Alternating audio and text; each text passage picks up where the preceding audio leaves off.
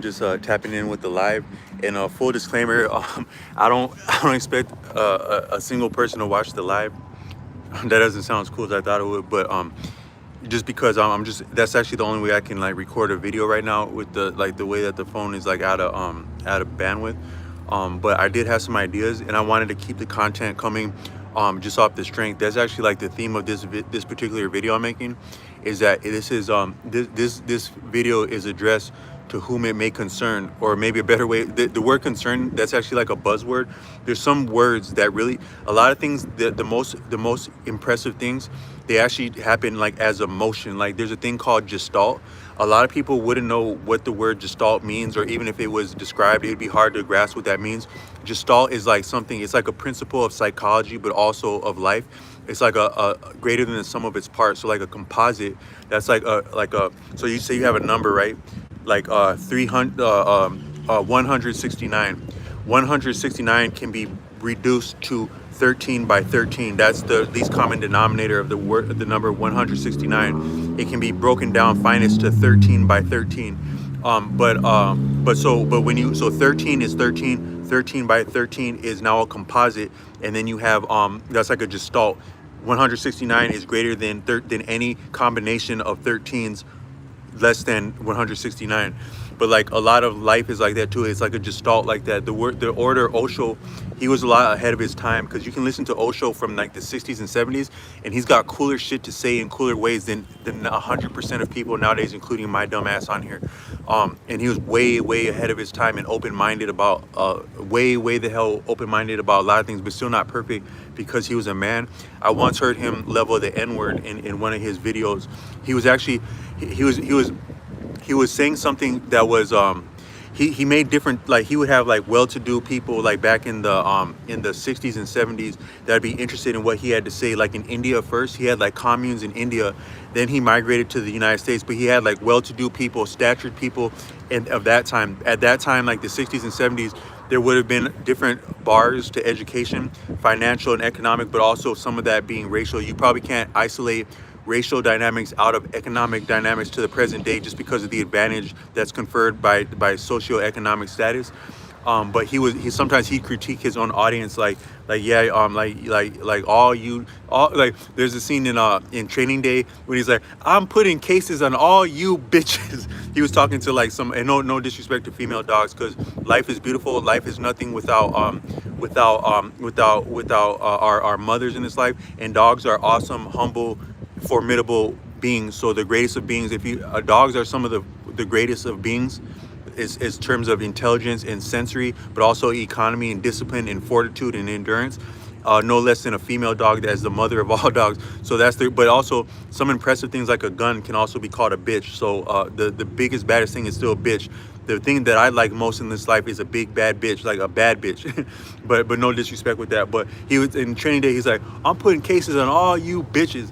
But like Osho would talk to that to like these well-to-do like engineers and doctors, and like all you motherfuckers listening to me right now are worse than some bitches. He would say stuff like that. But like one time he said the N-word back then, but he was making a point, because I don't think he was a racist man. He was very savvy and cool, and he was incarcerated when he came to the United States for some of his bold, daring approaches to things like setting up communes in the Pacific Northwest. Now the Pacific Northwest is awesome in terms of music to this day, to my taste. Like you have like Soundgarden, Pearl Jam, Nirvana. The whole grunge scene came out of the Pacific Northwest, and I would be so bold as to say that you might have some of those influences laying around the Pacific Northwest for anyone that wanted to pick up a guitar and think of some cool ways to get into trouble with the guitar. You might have some influences and inspiration and maybe tricks laying around the Pacific Northwest for anyone that's inclined like that, like me as a self-styled wannabe Kurt Cobain. As if now you shouldn't actually bring up certain people's names just for the hell of it like that, because that's clout chasing. But I've sometimes wondered if the coolest people didn't have a fraternal twin that no one knows about, that still gives music lessons, that's actually better than their dipshit famous lesser understudy that was born second. But you might still have some cool shit laying around the Pacific Northwest, like in terms of educational venues for like alternative, like for for artistic things and medical things. You'd have some cool stuff around the Pacific Northwest. But then also Osho was attracted there and getting himself into a lot of trouble there, and drawing some of the knee-jerk reactions and like the old guard of ways of doing things in the Pacific Northwest. And I'm not saying that there's anything wrong with like the old, even conservatism. There's not nothing wrong with conservatism in itself. Liberalism can be a problem. Conservatism can be a problem. Both can be traumatic and limit, if not delete, human outcomes, opportunities for affirmative human outcomes and happiness. Both a liberal approach and a conservative can do that. But he would draw flack like that. But one time I heard him, and he was incarcerated up there briefly.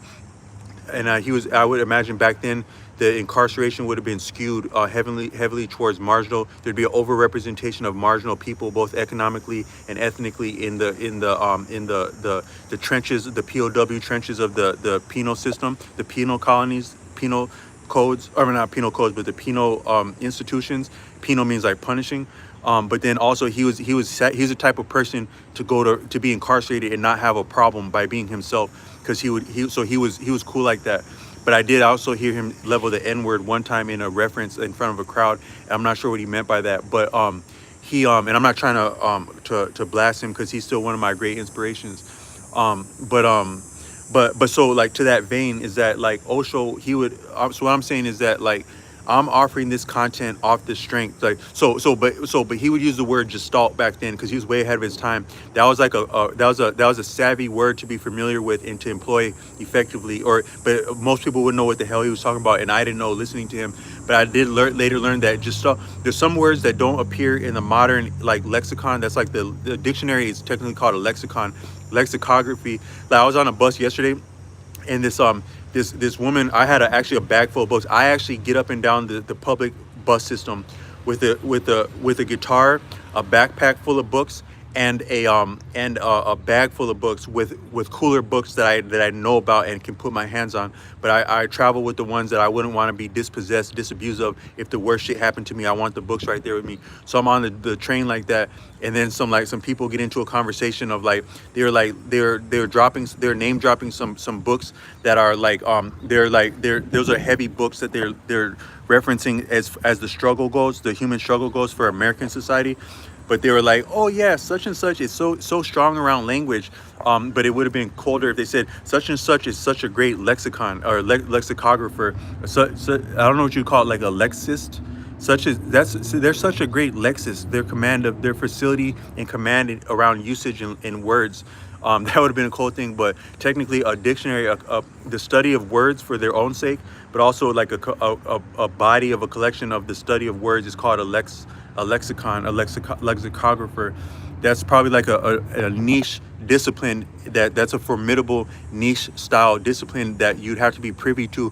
Or it's a lot of things. You can do the coolest shit. You can get into the most unique and exclusive shit if you're really into it, but you just simply got to be about it. And people be like, oh damn, you're actually into that shit. Oh yeah, check out this opportunity that no one knows about. Oh yeah, we're getting together at the oh, you know that library over there in the hood like that. Yeah, they close at 9 o'clock. We're gonna get together and talk about words after they close and everybody went home. And you can also feel free to bring snacks. We're gonna be there on Friday, but it's non-alcoholic if anything. And also don't bring that fake wine stuff, because that stuff's got a lot of sugar in it. We're just gonna have a little get together and talk about words. But then you get there and you learn a word like say gestalt or modality. They're not really represented like in a lot of like common knowledge, common education, or even a lot of books. You'd have to have a little bit of a background to know what modality means, as it has to do with healing, and also what gestalt means. Both of those can be employed for the purpose of healing, but you wouldn't come across those words generally. And if you did, you would have to be messing around on a path that would have been off the beaten path according to your real background and interest that's sincere to your story, to put you up on those words and the real inflection and usage of them. And so gestalt would be one. Like modality, I think that's like a form of healing, a mode of healing, modality. I'm not really strong around that word, but gestalt is like something that's a body that's greater than the sum of its parts as psychology goes. But a lot of things, they don't actually move unless people get on board with that stuff. So because of that, you have buzzwords. And so like one buzzword would be like drug, where you can really fuck someone over if you use the word drug against them the right way. Another word would be concern. We're concerned about that one. That's a good way to fuck someone over as a group. You use the word concern, but a better word than concern would be interest. Oh, we have an interest in that person. We have an interest in this one. We have an interest in that one. That's actually what people are saying when they're saying they're concerned. We're interested in you, but they're more so meaning to fuck someone over. But the word interest can be very sublime or it's a actually transcendent word, because if someone has so the state of Minnesota has an interest in this person, that doesn't sound good. But the board, the higher board of scientists has an interest in this person, and some of the statements that they made in a research paper that they didn't know was being surveyed by a higher body of learning. That would be a way different inflection and meaning for the word interest. But I'm just going to simply say that this body of work, this channel, this video is addressed to, as in a bogus way would be to say who it would concern, but I would say better who it would interest. But because of that, I'm saying it's off the strength, because like a lot of people, like even some of the things I'm talking about, everyone in this life is a judge. Just to get that out, just so you know, everyone you meet in life is actually a judge. That person that pulls you over, so if a police officer pulls you over and you're friendly, respectful, coherent, sober, and you get out of there like with a like strong energy, you didn't actually insult the man didn't insult you, they send you on your way, you actually just made it past the judge, jury, and executioner. Because had you said the wrong stupid shit to get yourself in a situation, you might not have got off the road that way. You say you would have went to like a county jail, heaven forbid. Now you're in county jail, you're in the politics of county jail. Someone punches you in your face, you stand up for yourself, you're in more trouble. Now you're in for 6 months. You're in for 6 months. These people over there are gossiping about you. They're about to fuck you over. You're going to have to get on with someone. You're going to have to make some friends now. You make some friends now. They protect you from those people. But also now you owe them a favor. You owe them a favor that gets your ass in worse of trouble. Now, before you know it, your ass is in there for 5 years. But during your 5-year stint, somebody punched you in the groin. They were aiming for your nuts, but they hit you in your groin. You didn't know that you actually had an and you bled out from something about your groin or your leg. You didn't know you could actually, or they go to stab you in the nuts, but they miss and they hit your leg and you bleed out from your leg. You didn't know you could die from something that simple, but you didn't also know that a roadside stop could be that heinous. So you actually just technically met the executioner also when you were impressing or thinking yourself, you were impressing yourself by sounding off to an officer. But also you could have been cool about that, and you just got past the judge, jury, officer, and executioner, but also judge. You actually just got on with the judge and got past the judge by being yourself and being like more so smooth. Shout out to everyone in the chat. I wasn't knowing anyone would land in here. That's dope as hell, man. Thanks for that. Yeah, man, I'm high on life. Am I high? So this is a question, right? This actually might be doper content, engaging. So someone asked if I'm high. When I was a young person, right, I was gonna say this in a video, right? So it's like a lot of times, like I'm gonna just give it like a little. I'm gonna do a 5-minute stick on this question. Am I high? So that's shout out. That's good looks, man. So a lot of times when people ask about you, so there's 2 ways somebody could ask about you. There could be some people looking to fuck you over. They've been asking about you, man. This one been asking about you, man. Oh yeah, man, sir, been asking about you, man. You might have to see about that fool been asking about you. You might have a fight on your hands, or this badass one over here, something nice, something pretty, been asking about you. That's a different form of asking about you. Or but somebody else have been asking, man, are you high, man?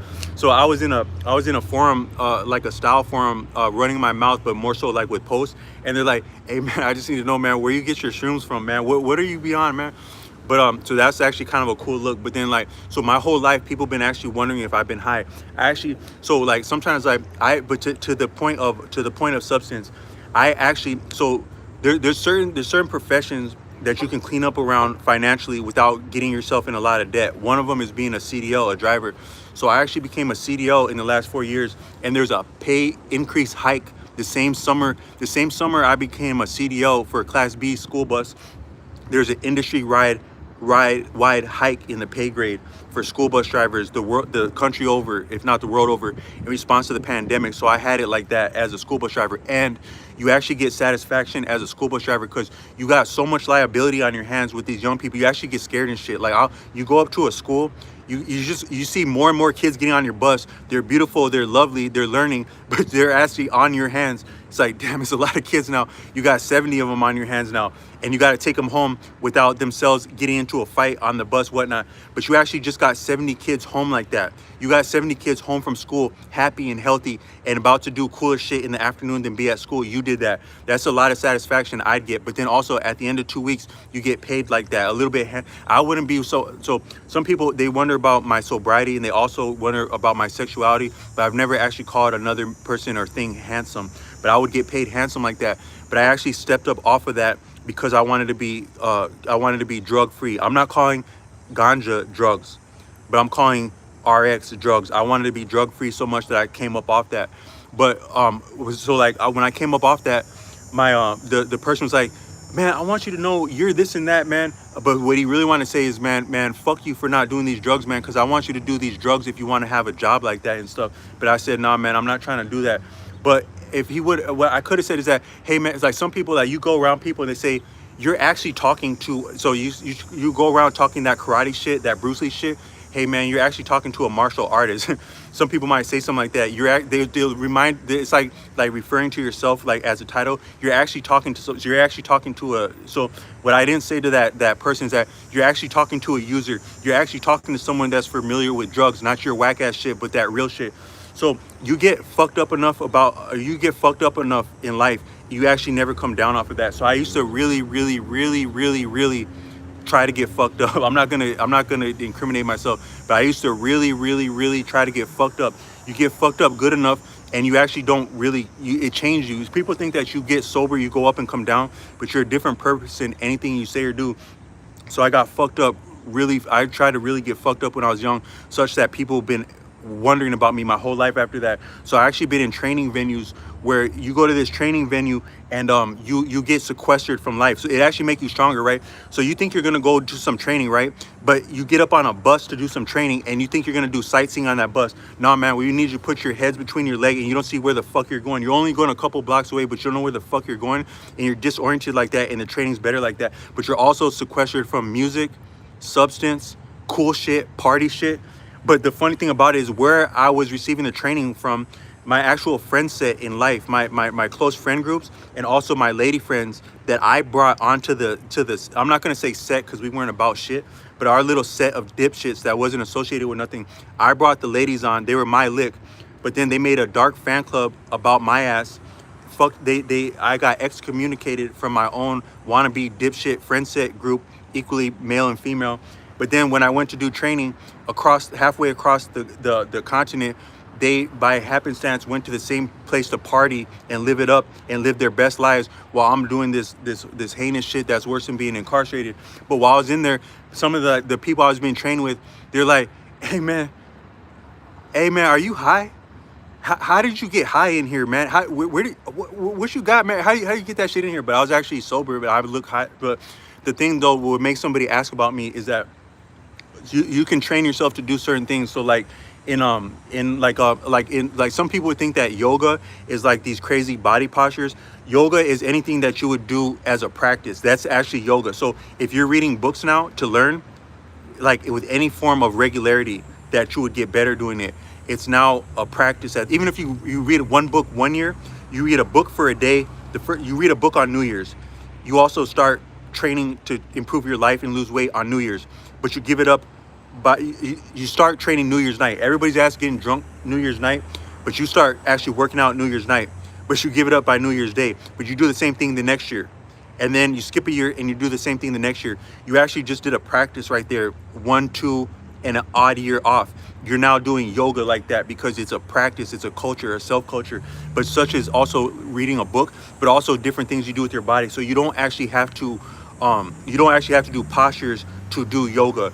Anything that you would do repetitively to change who you are as a person for the better or even for the worse, it's now yoga.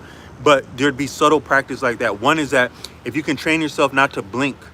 Like I had a guitar teacher once and he was like, yeah, man, people are saying this and that, but I wouldn't bat an eye at that bullshit. That was a cool thing he said, but that's actually a deeper thing than he realized what he's saying. If you can train yourself not to bat an eye, like say you hold an onion, right? You get an onion and you hold it up to your face and the onion make you want to cry, but you specifically don't cry. You just look at an onion like that. You see what an onion got to say to you while it's making you want to cry. by you doing that, you actually just made your eyes more resilient, but actually also more beautiful like that. Your eyes would be more beautiful if you did that. There'd be like a certain look that you might have that you could clean up around with that look, but you can also do the same thing on a motorcycle. So you got a lot of badasses, right? But they also wear a helmet. I think that it's more dangerous to ride a motorcycle with a helmet because you're practicing, you're intending to get fucked up like that. So you're saying, if I get fucked up, no, no, no. I'm about to get on here and I'm not going to get fucked up because I'm me. That's actually the standpoint of confidence of a motorcycle to me.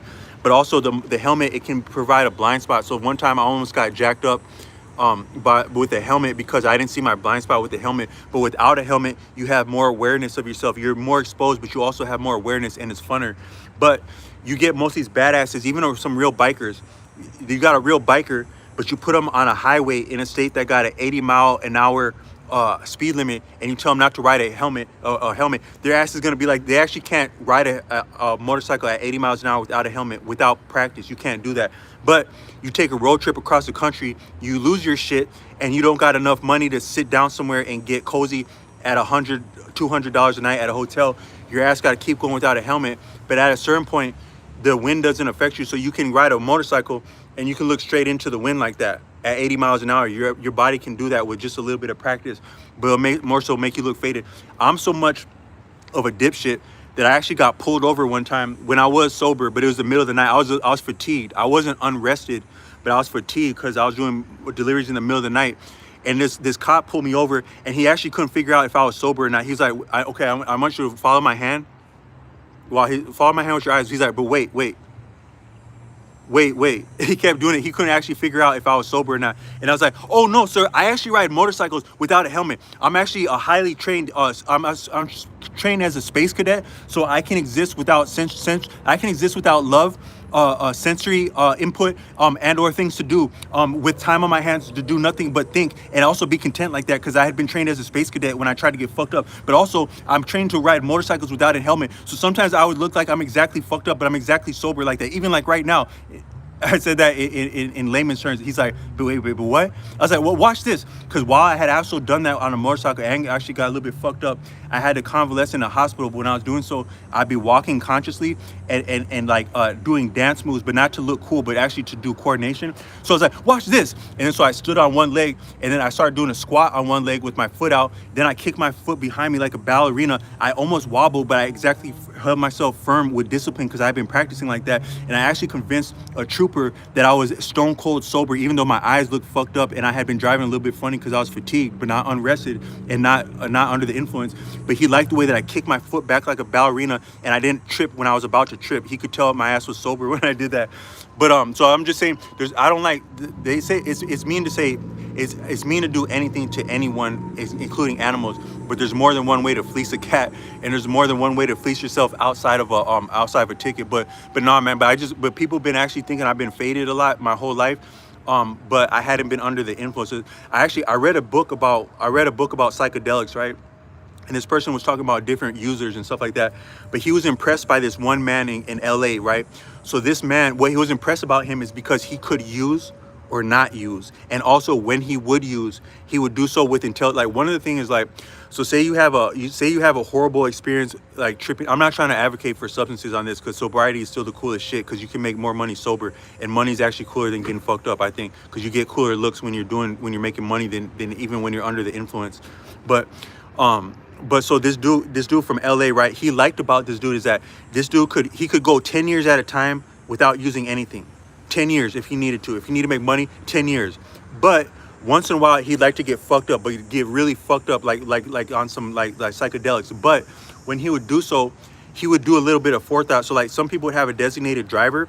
He would actually have someone designated to help him take a shit when he was messed up tripping on psychedelics. So when you're on psychedelics, like some of the experience of being under the influence, it works in your favor or not based on the setting. So you're around like some dipshits or like a bar or some people you don't know, and you're even playing with some ganja. You could have a horrible experience like that because the setting it's not conducive to your pleasant trip. So you're tripping, but you're not having a good place to trip. But you do forethought and you're in a better situation, you can have a better experience. But some people, they would do that. Like this dude will go 10 years sober, but then he'll get really, really messed up on psychedelics. But when he does so, he already knows that he's going to need to take his shit, and he's not going to be able to stand up straight. And if he opens his eyes, it might make him trip too hard. So he'll go somewhere and he'll get up on psychedelics blindfolded with someone with a commode, with someone to help him walk to take a shit if he need to, because he had enough forethought to do that. But just to do things consciously, that's actually the. Some people would say, what's having a problem? What's not having a problem? What's having a prude? What's being a bohemian? And what's the difference between that, as it serves you or doesn't serve you? The difference is to be conscious about that. You choose to use, you choose to not use. You're not compelled to use. You're not compelled not to use. By that point, you have a better experience, if anything. And that's the best way to be about life. That's the best way to be free of things, and that's also the best way to engage things, just consciously. Some people are good at saying no, but they might miss out for that. Some people are brave enough to say yes, but they might get fucked over or fuck themselves over for saying yes. It's a skill to be able to say yes and to say no as it serves you, but the difference is to just be conscious about it.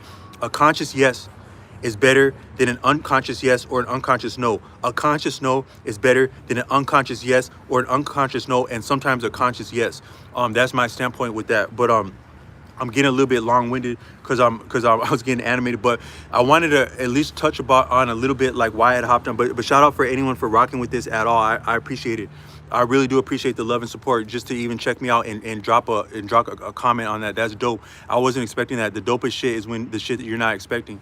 And I had been making a live for the bandwidth, but I wanted to talk a little bit about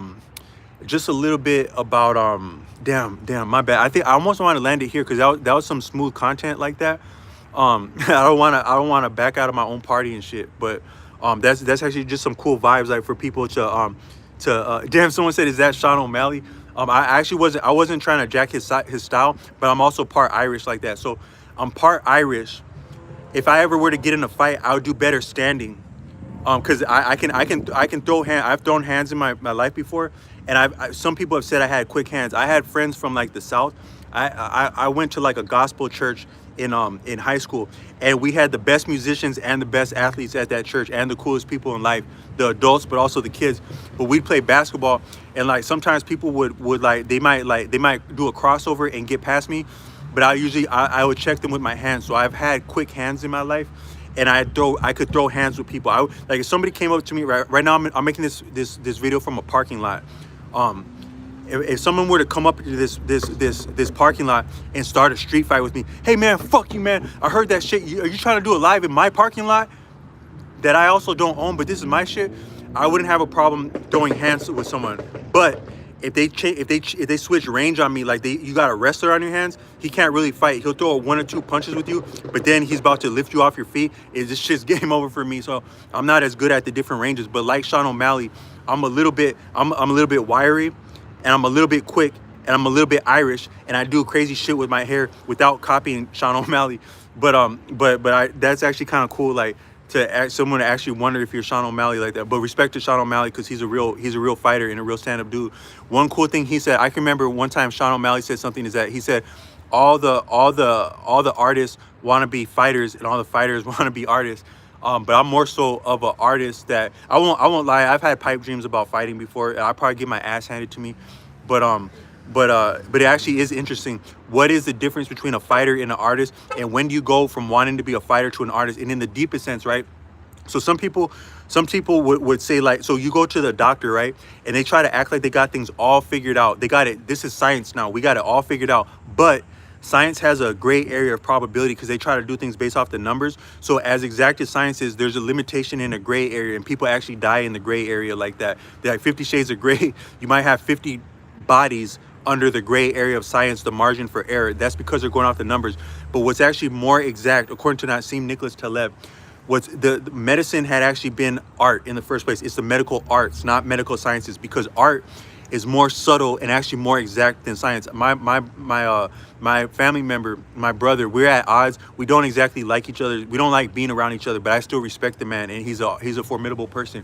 He's an artist. The shit he can do with his hand, like whether he's drawing a picture on paper or on like a tablet, he's actually more exact with his hands than a surgeon would be. I would imagine, like, I'm not too far away from a state school that has trained some great surgeons. It's one of your great schools, like also for medicine.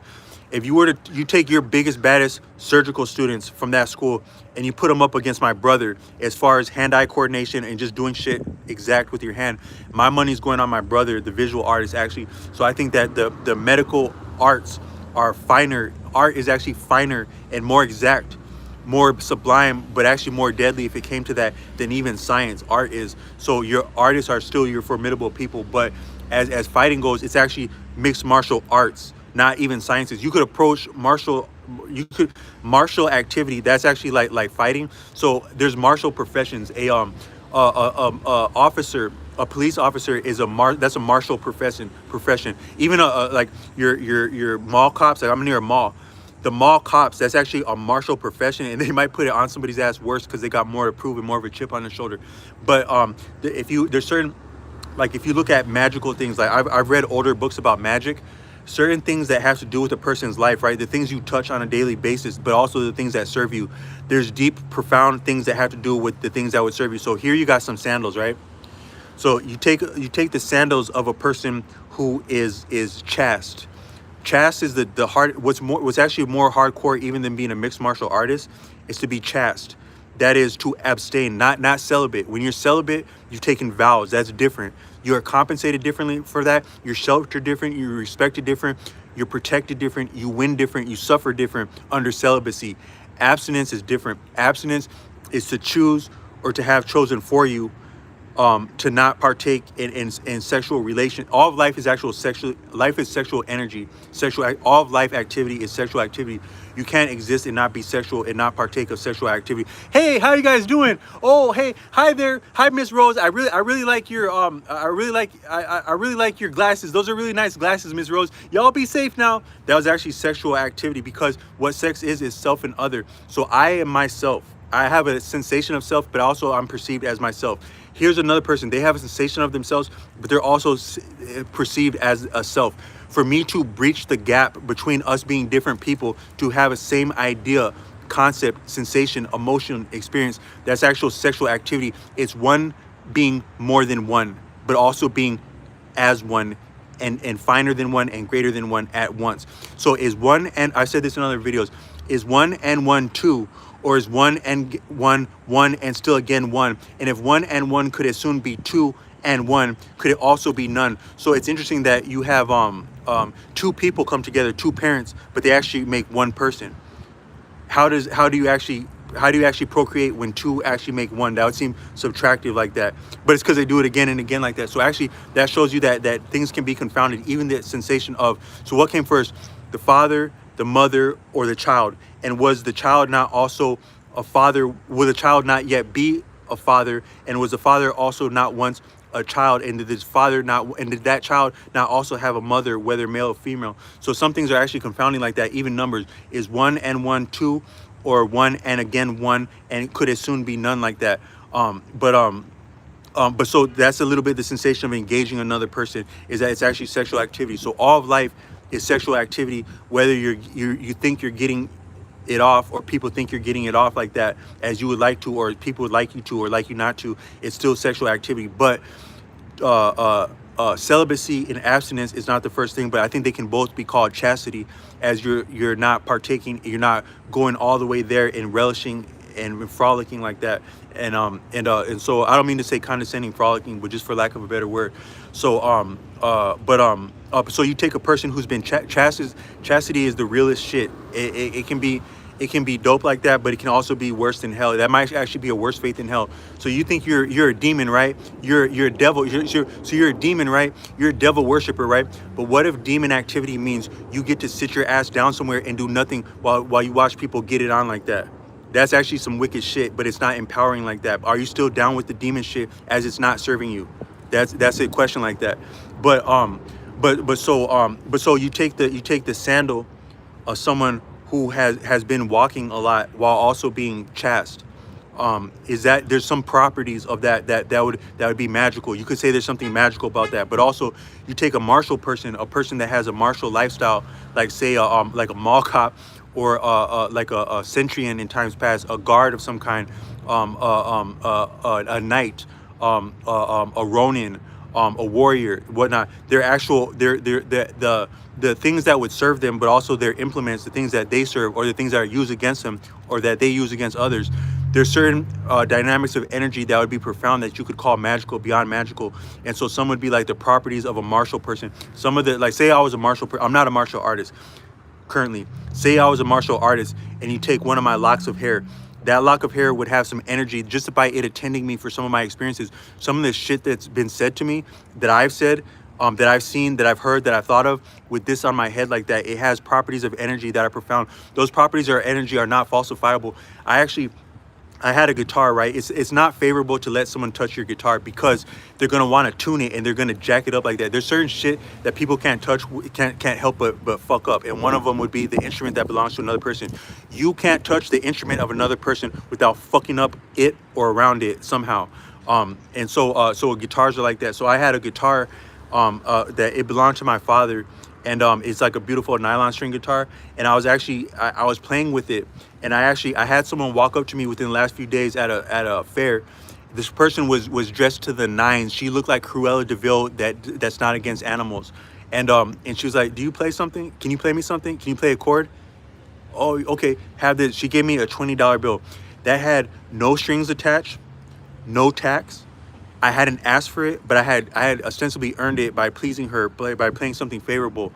But there's actually no such thing as a free lunch. So even as I walk down the street in a good mood from that $20 bill, it puts you in so much of a good mood that somebody had to fuck up your day. So you're not getting nothing tax free, not even something not even a meal. But actually, I spent that money. So that money, I went later that night and I tried to buy some coffee with this cool ass dude that lets me practice music in the middle of the night at his gas station. And I didn't have an otherwise way to pay for it. So I paid for a coffee with that $20 bill that I had been blessed in good faith with. And then I actually owed him that because he'd been letting me practice there rent free. So like some people let you set up shop in their head rent free. He let me set up shop in his store to practice rent free, and he was cool like that. But then I gave that to him, and then I've been I'm not gonna lie, I've been shacking up with my family at Hard Times for a couple weeks. But they actually sometimes it's not the cleanest place like to take a shower there, because that shower, it wasn't always getting kept up with when I wasn't there.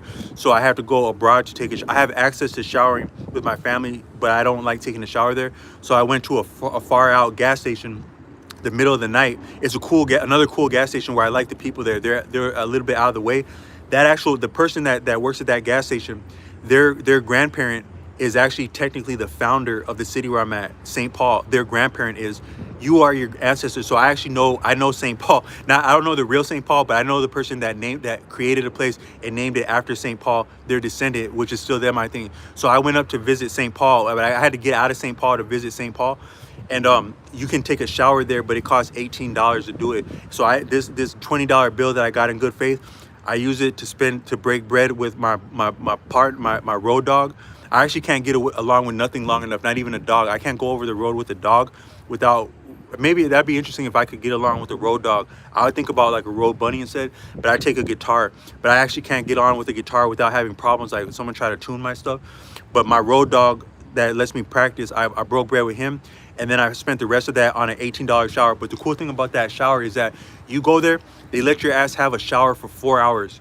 You get to have, I was like, hey man, I'm not trying to be vulgar, but so I sometimes say there's no such thing as numbers. There's one and none. That's all. There's one and none, but none is also one and one is also none.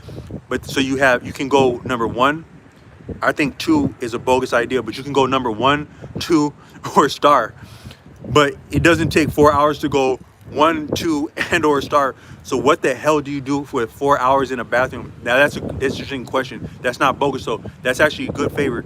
So it costs, now $18 would sound like a lot for a shower. That's a lot of money, but $18 for a 4-hour shower, and you can bring in company if you needed to. Like if you actually have someone in your life that you're comfortable taking a shower with, or you need to share an $18 shower with. That's actually kind of cool. You can take a 4-hour shower. You can have 4 hours on your hands with another person. I don't know if you can bring another person. You can have 4 hours on your hand in a shower for $18. That's not a bad deal. But I thought to myself, what's the most righteous thing you can do with a 4-hour shower? What is actually the most righteous thing you can do as a part of, but yet greater than even praying for 4 hours? What's the greatest thing you can do? It's dance, baby. you can practice your dance moves inside of a shower room for 4 hours if you wanted to at the right gas station. So a lot of times the things that scare you are actually the things that you're not prepared for. So like I'm in a parking lot right now, right? Say some heinous shit break out in the parking lot. If I'm not prepared for it, that's scary. But if you're prepared for it, oh hell yeah, this is that shit I've been practicing for. Hold up, fuck that.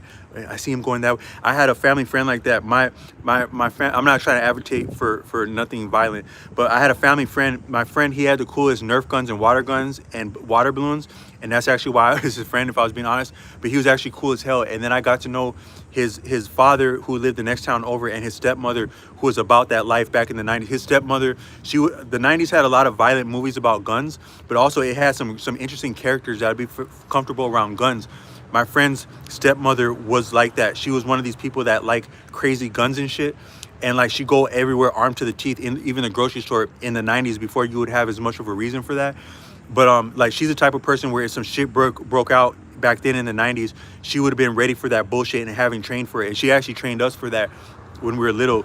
Like I've been around that shit when I was a little kid, but I never got to injuring someone, thank heaven, or getting myself injured around that stuff. But it's more so scary if you're not prepared for it. But if you're prepared for it, it's not scary the same way. But it's the same way dancing and singing. You go to a party, right? You got to invite, oh man, it's a party, man. But have you been practicing dance moves? You go to a party and now it's time to dance, and you ain't been practicing. So that shit's, it's as scary as a pop-up quiz in science class that you didn't study for. The answers to the quiz in science, they're not that hard, but you just didn't prepare for it. So now it's actually scary. It's not that hard to dance, but you didn't practice for it, so it's not that scary. So it's scary like that. But all I'm trying to say is that we need to practice more dance moves in life. Dancing is some of the righteous shit you can do, even inside of a bathroom for 4 hours. And so there are actually places where you can take. I'm not gonna blast the venue, because I don't want to get them to confiscate that opportunity for people. But you can actually take showers for 4 hours at a time to do anything in there, including practice dance moves, if you don't have a better place to dance in the middle of the night. So there's an inside scoop with that. But the martial stuff is like martial activity, martial lifestyle is profound. And so like martial artists, like so an artist is one of the most profound things. Martial activity is also one of the most profound things. You combine arts and martial, that actually might be a natural marriage. And it might make sense why someone like Sean O'Malley would say that that it's interesting that a lot of artists want to be martial art. A lot of artists want to be martial, and a lot of martial people want to be artists. It might exactly make sense is that the martial activity at the greatest sense is art, and art at the greatest sense is crucial, including martial. But some things actually transcend like that. At a zenith, two different things become the same but also new. And so that's like, and another thing like that, I made this much of a video without sticking my foot in my mouth, and I really don't want to offend anyone, but I do actually want to offer what might be an original insight that goes along. Someone would ask me like, so what's up with your hair like that? And then so are you a martial art? Are you Sean O'Malley? Are you a martial artist? It would make you think of Sean O'Malley wearing your hair like that. But then also, some people have said that it's interesting that some of your real like hip hoppers, right? Sometimes your hip hoppers, they'll go feminine at a certain point, or like sometimes they'll cross over a little bit into like maybe like a little bit of drag. If I'm being honest, you actually have some hip hoppers that will do a little bit of drag. Now, I personally, I believe in like I think that anything you want to do in life that you want to do, that you have the choice to do, that's your prerogative, and you're better. Whatever you do in life, you're better if it's your prerogative. So you want to be a librarian, if it's your prerogative, that's beautiful. You want to be a martial artist, if it's your prerogative, it's beautiful. If it's someone else's prerogative, it's not as beautiful to me. But if it's your prerogative, it's beautiful. But so I think that cosmetic enhancement, like so this I got my hair, that's technically a cosmetic enhancement. But I can undo this. So like at times, how I got to looking like this is that I have a little bit. So in my hair, I have a little bit. I still have my full head of hair, but it's a little bit thin at points. So my stylist, she's beautiful. She's nasty work, but in the best of ways.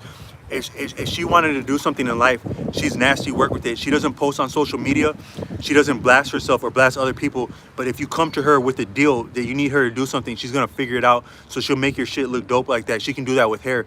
But sometimes she needs to play it off a little bit. So I have enough of hair that when she adds the lace with my actual natural roots, it's very congruent and authentic looking. But she's actually playing it off a little bit with what roots I have and what she laces. But what I wanted to do was dye my hair blonde, but then what she has of lace, let that rock out as fake black. So my real hair, which is black, bleach that, but then what's lace, make that black. So I'm not falsifying anything. You can see that it's lace, but it's also black and bold. And what I picked up somewhere, that style, I picked up from a person selling motorcycles, right? I was in California because I had went out there without a helmet, and then I got my ass in trouble because where I come from, you can drive a motorcycle without a helmet. In California, you cannot, as the state trooper told me, or as the sheriff actually told me.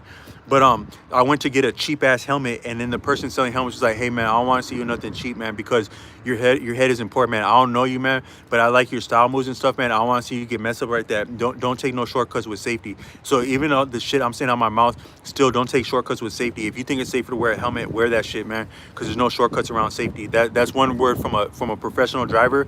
Professional anything is safety. If you call yourself professional anything, even a professional martial artist, you ain't no professional unless you're safety aware. You may not have to choose the safest thing, but you need to be safety aware if you want to call yourself a professional or impact and influence other people. But he was saying there's no shortcuts with safety. So I was like, oh, should I get the brightest, loudest color so that I'm very safe like that? He's like, no, actually, people can run your ass over even with something bold and bright. What you need is contrast like that. So you need a contrasting outfit. So if I have an all neon outfit, that's not the safest thing on a motorcycle. If I have a neon versus black, neon v black, that's now contrast. That's more bold for the contrast, but style is similar too, where style looks cooler with contrast. So I had got up to this point by wanting to do the bleach my hair blonde and offset it with the black lock, just the front two locks be black like that. But then my stylist was like, nah man, that bleach is about some bullshit, and that's not healthy for you. And then she's like, that's my recommendation. And then I actually went to the bleach artist, and they told me the same damn thing. They're like, hey man, you're wanting to bleach your hair, but that's very rough on you. And I was like, oh, my stylist had said the same thing. They're like, shout out your stylist. Can we actually get up with your stylist? Because we like that she said that shit to you. She must be a real one to say something like that. So then what I did instead is that instead of bleaching my hair blonde, I just added blonde. And then I was gonna bleach some lace, and they're like, don't even do that. Just put some actual blonde lace in there. But some actual tones of lace, they're actually not street legal. Some things aren't actually legal. Like, I don't know what the actual rule for cosmetics is, but you actually can't get your hand on certain colors of lace without a beautician license aesthetics. You actually need a green light to do some shit. This shit here, you actually need a green light to do that. And my stylist wasn't gonna let me do it, but someone was in her chair that said, nah, he know what he wanna do, let him rock with that. And so she relented to let me do this.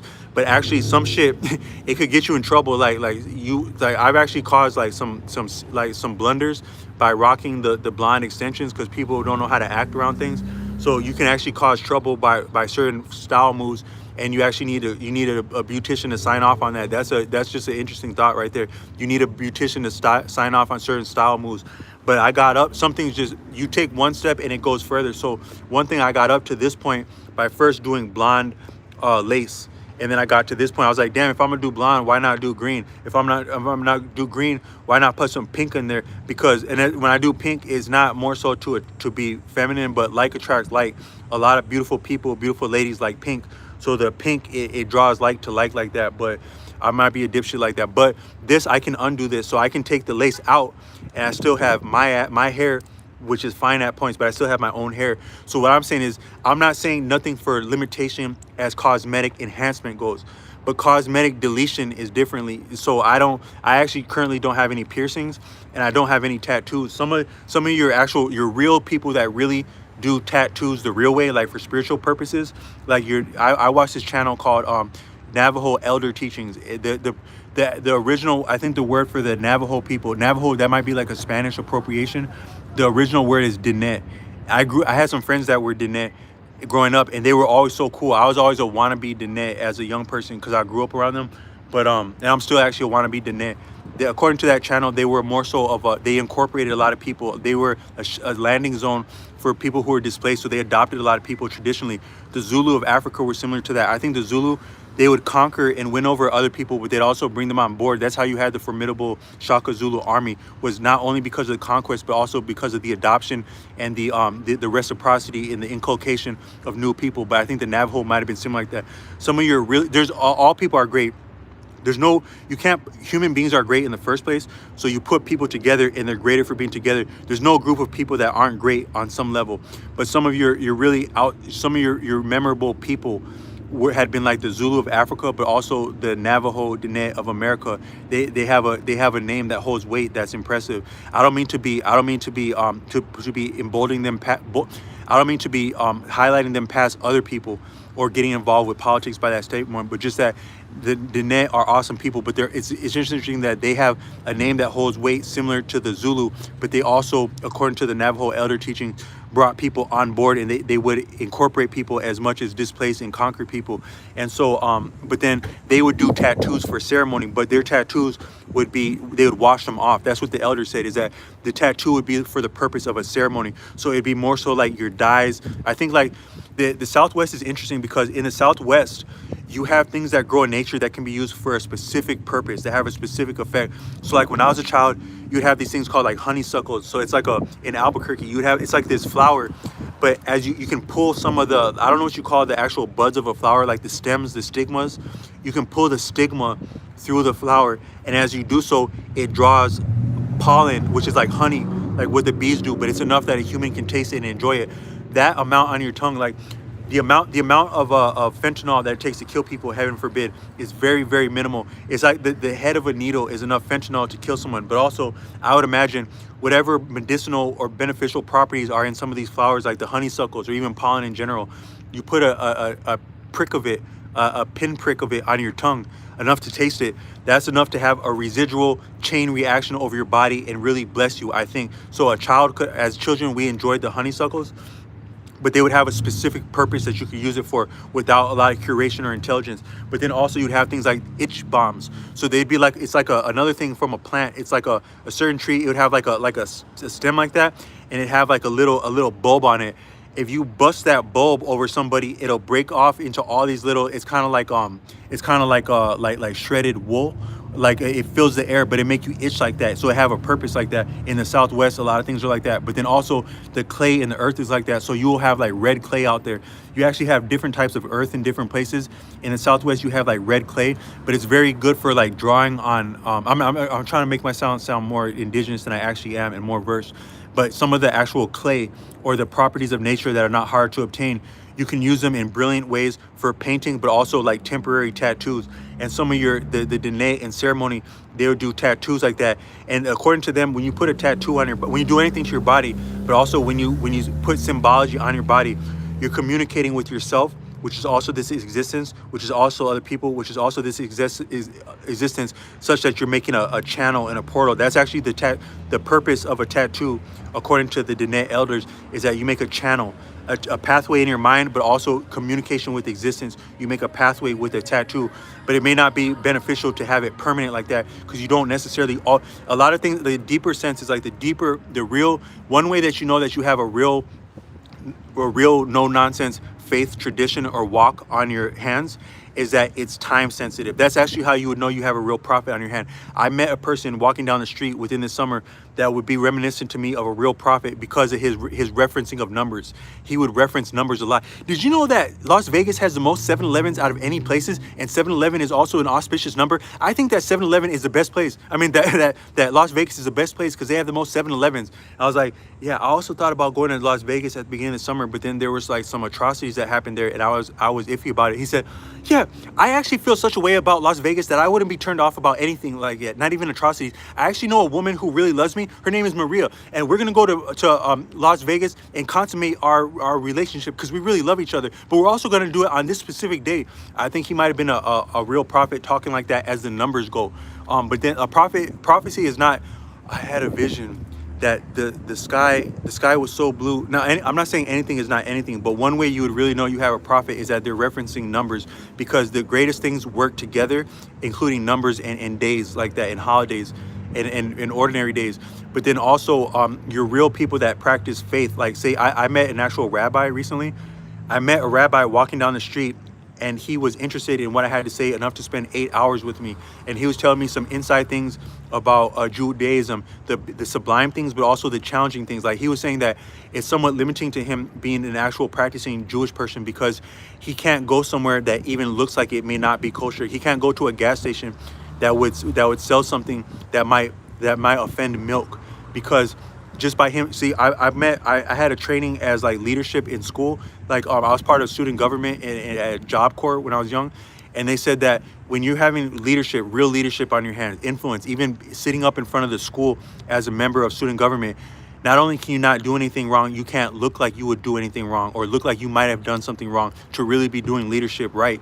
But it's such as also with, like, if you're representing faith, a lot of us have faith. But when you communicate your faith, when you have a mark of faith, like say you have the bindi dot of like Hinduism, or you have like attire, garb. Garb can be used derogatory, but I don't think garb is derogatory. If you have garb that symbolizes your faith, you are to be respected like that differently, but you're held to a different standard like that differently, and it can be punitive and challenging and daunting sometimes. An actual rabbi told me that he can't even go certain, like he's taking a trip over the road, he can't even walk into the gas station because it might look to another Jewish person or another person that would have thoughts that could potentially impact Jewish people by their thoughts about what Judaism is. By representing himself publicly like that with his hair or his attire, he can't even walk in somewhere like that. But he is a real practicing member of that faith, and to him, you don't say the same prayer at the same time of day, or the same day of the week, or the same day of the month, or the same month of the year, or the same year of the decade. You don't do things like that to be really in harmony with this existence. Real prayer, real faith, when it's getting to some of the high. I'm not saying anything is real or not as faith goes, because your faith is yours. But as group activity goes, it's more coherent and impactful when it's coordinated, even with the times of day, even with the activity of the solar activity, the local and broader planetary bodies, as we're aware of that, such that you know you have a real faith walk on your hand when they're being cognizant and observant of the time of day, the evening, the time of evening, the afternoon, the time of afternoon, what greetings would be appropriate for that time, but also what prayer would be appropriate for that time, as the Judaism goes. But it's similar with, I think, the Diné people, is that they wouldn't do the same ceremony at the same time of year, at the same time in a person's life, or have the same marking symbolism at the same time. So from that standpoint, an auspicious portal tattoo, it might be beneficial and winsome windfall. That means like a great blessing of opportunity and fortune. At the same time, it wouldn't always be auspicious or favorable to have the same marking. So from that standpoint, the tattoos had been temporary to that, and that's not false. That's not to falsify or be flippant or light about tattooing, but just that that's actually a deeper form of a real, that can be as real or a realer form of having a tattoo when it means something. Like even say, heaven forbid, going to war, a temporary tattoo to go to war and then wash it off because the war is over. So are you more of a warrior? No disrespect to anyone to have a tattoo, because if you think enough of something or someone to put it on your body, to sit up under a tattoo artist, that means something to you. So I stand down if that means something to you. I just want to also enunciate that it's not also fake to have a temporary tattoo, because it would be as real to have a tattoo before doing something that requires a tattoo, and then washing it off when that's over, to no longer associate with that business, because we don't want to necessarily be limited to that business or take that business out of its place, because when something is out of place, it may be profane. So it may be more deeper even to have a tattoo as business is going on than to do business and then have the tattoo linger when different business is going on, just as food for thought. But salute and solidarity to anyone who has marked their body with something that means something to them permanently like that. I'm just saying it's as much real whether temporary or permanent, from that standpoint of the dene to me. But also, such as cosmetic enhancement, is that you can put this on. Even I think it might even be realer just to put a temporary earring. Because I walk in somewhere, somebody, like some people, I ask people sometimes. I ask people real ass questions sometimes. Like last night I was at a bar because I needed a place to eat something, but more so to charge my phone. And they weren't having a place to charge my phone, but they had the security guard there in like a real area, and he looked badass like that. He looked more so like he didn't look like a general nondescript security person. He looked like a commando that was adopting guerrilla tactics with his attire. So I was like, hey man, have you actually been in a fight before? I just asked him that. Like, you look like a badass. Have you actually been in a fight before? How did you come out of that? How did you come into and out of that? He was like, yeah, I've been in real fights before, but the only thing I got to say is just be vigilant.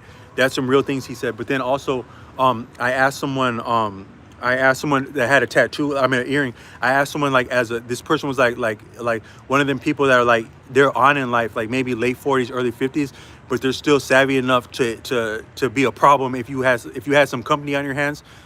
They could be they're more probably interested at that point in making money and taking care of their family, but they're still flyer than shit, even maybe flyer than you, with their 50-year-old self and their fly earring like that. But I asked him, like, do you actually win with that earring? Do you get on with that earring? He's like, nah, man, see, style is something that it got to be somebody's cup of tea. So somebody could walk in and the earring work, that's what does it for them, or it may not. And it's all rock and roll. And I had this since I was 14. And I don't know if I'd necessarily do it again. I was like, damn, that's deep. So from that logic, it might be better to have a temporary earring. So you walk in somewhere, it works for some people, it doesn't, but it just worked for that one. Now I got on with that one. I go there the same day, the next day, I take it off. Earring would have worked better for that one, but that same person that was there yesterday that doesn't like earrings, it works better without it. Now I got their phone number too. So you damned if you do, you damned if you don't, or you win if you do and you win if you don't. So I'm saying the same might be true with cosmetics, is that it's better if it's a cosmetic addition better than a deletion. So I even think that like a temporary nose earring, that might be better than actually altering your physical body. And then such as like also like with the style moves like that, the hair, it might so what I'm saying is that I'm all for cosmetic enhancement, as it's sexy, as it's rock and roll, as you win with it, even as you suffer for it and it makes you better, but it's you. But the cosmetic deletions, that's a different ball game, cup of tea that I don't know nothing about, and right now I don't want to know nothing about. But so that, I guess that's just like food for thought, like with that. But this is I just made it up to an hour, so shout out to anyone that rock with me. And I think this is probably even doper than my little monologue. That's technically what you call my the other videos. It's a monologue because I'm talking to myself, but I look at myself in the camera so I can actually have like the it's kind of like having like a target to it works better. As a hack. You can do better with a dialogue if you're looking at yourself, because you have like a landing point. And actually some of my tone in my communication is stronger in these videos, referencing myself as because when you're talking, you're actually responding to someone's cues that whole time. If you meet the wrong person, I don't know if anyone watching this has ever had this happen before. Some men are cold, but some women are colder. It happened to me more with women. If you meet a cold woman, like a really cold woman, right? I was once working at a sandwich shop not far away from here. She walked up to me at the register, and she wasn't necessarily agreeable or disagreeable. She just walked up to me like that. And I tried to talk to her. She said, "What'd you say?" But the way she said it, I was actually at a loss for words, because she wasn't actually giving me the cues that I need to communicate. Communication is a two-way thing. If somebody gives you the right, wrong cues, or no cues, or just in certain, some people, you wonder like why do I get on better in California? Why do I have cooler experiences in California than where I've lived, where I'm actually from? Why? Well, actually, I think where people love you is actually where you're from, and I get better love in California, so I might be from there. But I don't mean to be played with that. But I actually had cooler experiences as a child and as an adult in California. And I got better lessons there than I did anywhere else. But still, I'm more so from the Midwest, but I get cooler experiences on the West Coast. Why might that be? I might actually get better cues in the West Coast. Micro communication, people asking me questions, people not asking me questions, people fucking with me, people not fucking with me. I might actually get better cues to work with that make me a interesting, better, a cooler person. You might actually be a cooler person where people are giving you cooler cues. Not to say one place is better or worse than another, but one place may work for you better based on the cues people are giving you. But some people, like if you meet someone cold enough, like to me it's happened like with a couple ladies, they give me no cues, and you actually can't communicate in a moment. You actually can lose some of your, according to India, there's a property of your mind that's called Divani, and it's on par as sublime as what you may call a deity. You actually may not grasp how profound that is, that you can communicate yourself and what it would take to do that. It's almost near godly. A deity, a demigod, is not the same thing as God Almighty, but it's near godly how much of God like it is to communicate yourself clearly. But so it actually takes like the right cues. But you can, if you meet the right, it might happen to you once or twice in your life. You actually are stumped for words based on the subtle cues or lack of cues that someone gives you. But for me, when I'm talking into a camera like that, looking at a camera, I actually give myself better cues than a lot of people give me in life, and I might actually be I might have more clarity and be more interesting looking at myself on a camera than in life. But also the live chat is cooler because you got people that are fucking with it and that are actually giving you like some questions like that. Like I got oh my bad, someone said hi. They didn't ask if I'm high. They said hi. My bad. I just went off. That's how you know someone got a problem, man. They went off. That's their issue, man. They went off onto their complex because of something that you said, but you actually hadn't even said that. Someone said hi. I thought someone said, "Are you high?" So so my bad like that. But solidarity like that. And then I think I also see the Palestinian flag in here, and so I was making reference to the rabbi that I had met. But then also I know that the Palestinian struggle is real, and I didn't mean to be political with that because I one time I saw a video about Gaza, and they were interviewing this little girl from Gaza, and they were asking her what would you like to have in life, and she said that all she would like to do is see the ocean. She didn't even say get in the ocean. She would like to see the ocean with her own eyes. I don't know what that struggle is about, but that you have a child that would like to see the ocean but cannot see the ocean, that's a real struggle, realer than any shit I've ever been about or heard about or been through. That's a realer struggle than I know about, that a child would like to see the ocean. So solidarity with any human struggle, including the Palestinian struggle. But also I met that rabbi, and he shared with me some of his life and what his plight is as a rabbi. And I think that's actually where learning is, that's where healing is, that's where understanding is. Sharing our experience, learning from one another. No one is better or lesser than anyone, not the least of which Jewish people, not the least of which Palestinian people, not the least of which myself. But when we come together with respect and open-minded and sharing, we can get past our problems, which is also our bullshit. So solidarity with the Palestinian struggle, and also the Palestinian strength and contribution. Also, I don't know much about the struggle or the contribution of Palestinians or Jewish people, but just thanks for the solidarity with the live stream and posting here, and this is not meant to be polarizing. If anything, this is meant to be as a solvent. But you need polarity. A lot of life actually takes polarity. So as much as we have it, so our body is dual, right? 2 brains, 2 nostrils, 2 eyes, in breath, out breath. We have 1 heart, but our heart is also polar, that is dual. So we have a systole and diastole. You need that give and take, that polarity to actually make the heart.